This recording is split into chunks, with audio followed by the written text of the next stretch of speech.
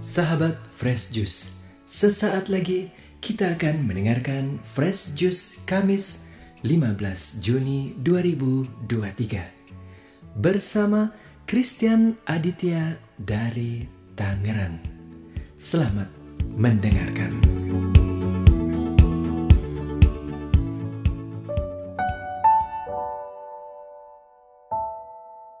Halo sahabat-sahabat Tuhan Yesus, bertemu kembali dengan saya Christian Aditya, legioner dari Presidium Ancilla Domini, Paroki Alam Sutra, Gereja Santo Laurentius. Damai sejahtera dari Tuhan Yesus selalu beserta kita sampai selama-lamanya. Pada kesempatan kali ini, saya sangat bersyukur karena saya dipercaya kembali untuk mengisi renungan Daily Fresh Juice. Dan sumber inspirasi pada hari ini adalah dari Injil Matius bab 5 ayat 20 sampai dengan 26. Inilah Injil suci Yesus Kristus karangan Matius. Dimuliakanlah Tuhan. Dalam khotbah di bukit, berkatalah Yesus, "Jika hidup keagamaanmu tidak lebih benar daripada hidup keagamaan para ahli Taurat dan orang-orang Farisi, kalian tidak akan masuk dalam kerajaan sorga. Kalian telah mendengar apa yang disabdakan kepada nenek moyang kita.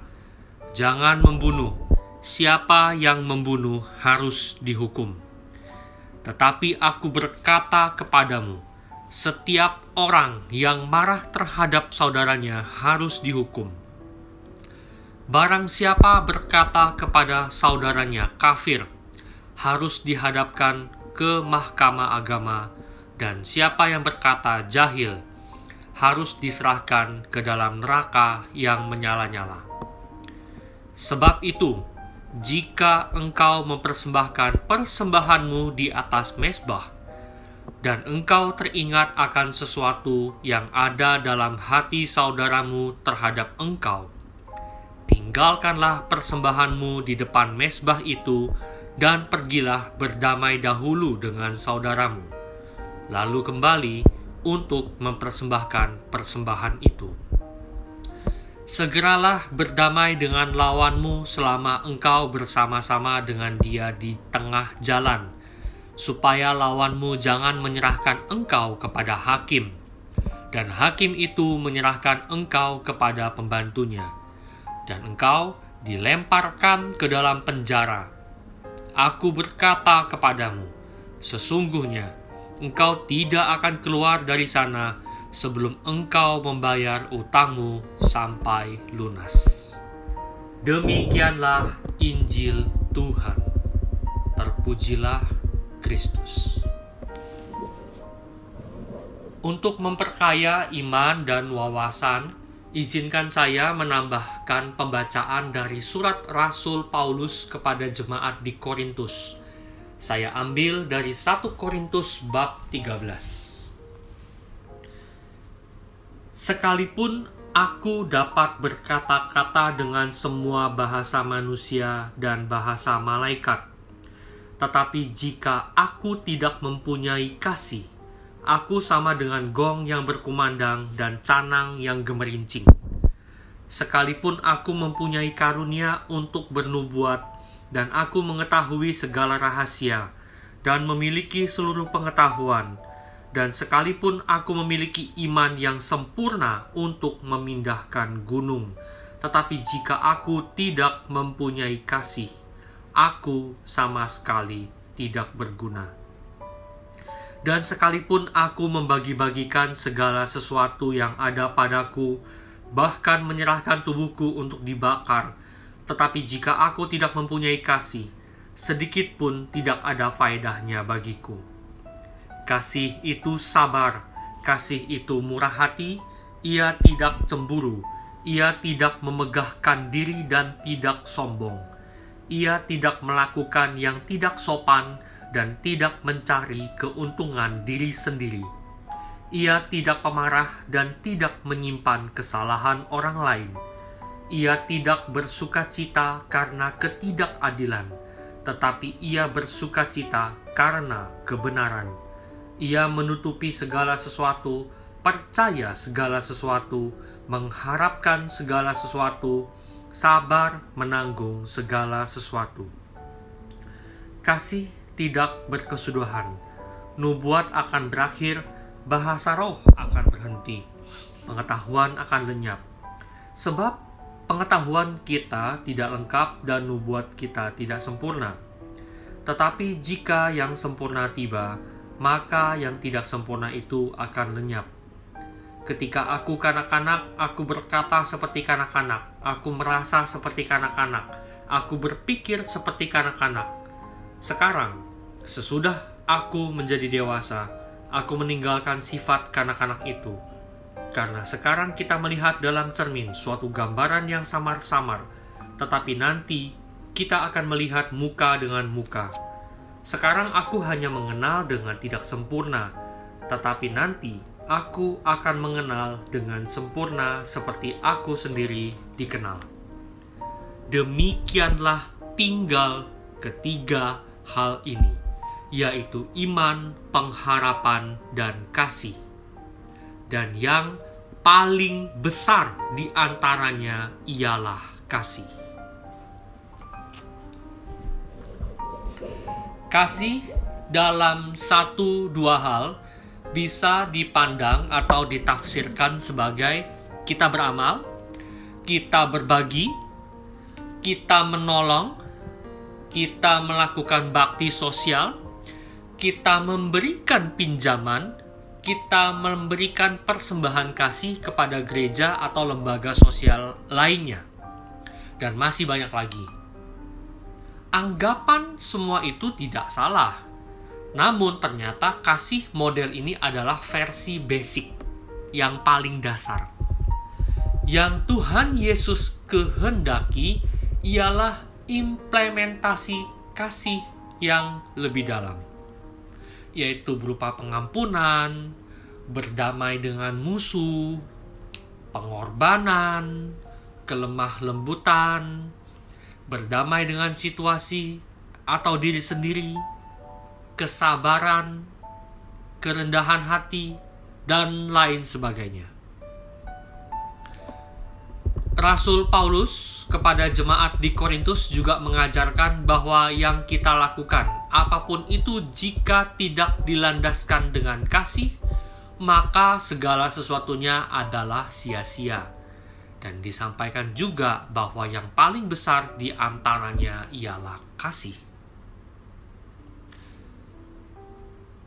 Pada kutipan awal Injil hari ini, Tuhan Yesus bersabda, "Jika hidup keagamaanmu tidak lebih benar daripada hidup keagamaan para ahli Taurat dan orang-orang Farisi, kalian tidak akan masuk dalam kerajaan sorga." Mengapa demikian? Karena ahli-ahli Taurat dan orang-orang Farisi hanya mampu mendemonstrasikan ajaran, hanya mampu memberikan tutorial berdasarkan kitab Taurat. Tapi dalam implementasinya banyak yang dibengkokkan menurut kepentingan masing-masing. Maka Tuhan Yesus menegaskan pada bacaan-bacaan berikutnya, pada ayat-ayat berikutnya, pada Injil hari ini. Ya, kita disampaikan pada suatu pemikiran yang lebih konkret. Maka merangkum dari ajaran Yesus pada hari ini. Yesus mau menegaskan bahwa ajarannya adalah ajaran kasih. Dalam bacaan yang lain, dalam Injil yang lain maksudnya, Tuhan Yesus pernah dicobai oleh ahli Taurat soal hukum apa yang utama. Yang pertama, dengan tegas Tuhan Yesus menjawab, kasihilah Tuhan Allahmu dengan segenap hati dan dengan segenap jiwa, dengan segenap akal budi. Dan yang kedua ialah kasihilah sesamamu manusia seperti dirimu sendiri. Maka menjadi jelaslah bacaan Injil hari ini, di mana Tuhan Yesus mengajarkan kita untuk dapat mengasihi dengan jalan pengampunan, pengorbanan, dan lain sebagainya. Poin penting pada bacaan Injil hari ini ialah kasih. Jalan ini memang bukan jalan yang populer dan mudah untuk dilakukan, khususnya dalam hal mengasihi, berdamai, mengampuni musuh-musuh kita. Berdamai dengan diri sendiri pun juga gak mudah, Bapak Ibu. Namun jalan inilah yang Tuhan kehendaki kita bisa lakukan sebagai perwujudan kasih yang paling dalam dari iman kita. Maka selagi kita masih diberikan kesempatan dalam hidup ini, lakukanlah pertama, pertobatan. Dan yang kedua, banyak-banyaklah memberikan pengampunan kepada orang yang bersalah.